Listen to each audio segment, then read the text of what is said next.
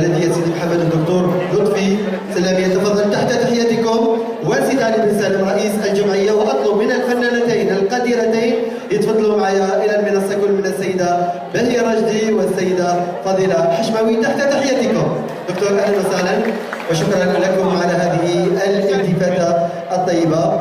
لطفي سلامي ورئيس المجلس الشعبي البلدي لبلدية سيدي محمد أبى باسمه الخاص ونيابة عن كل أعضاء المجلس الشعبي البلدي أن كذلك يمنح وسام آخر للسيدة بهية رشدي، وهو وسام يخلد ذكرى ستينية استقلال الجزائر.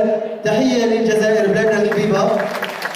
وسام آخر يمنح للقديرة بهية رشدي، هدية تكريمية. وباقى من الورود ستأتي لاحقا. سيدي علي بن سالم يتفضل معنا رئيس الجمعية الفنية الثقافية الألفية الثالثة. تحية كبيرة من فضلكم للسيدة بهية رشدي.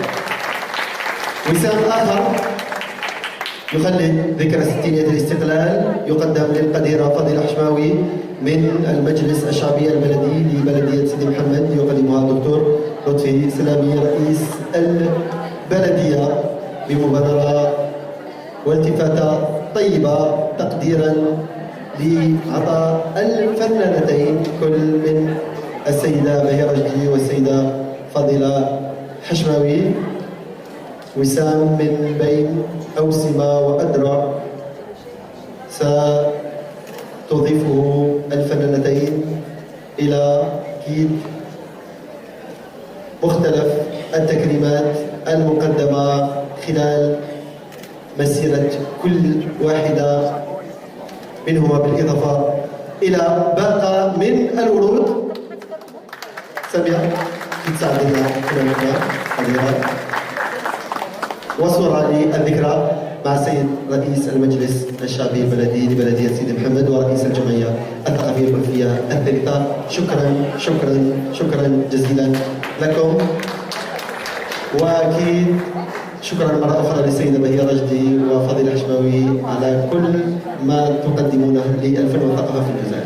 شكرا أستاذ لطفي، شكرا سيد علي.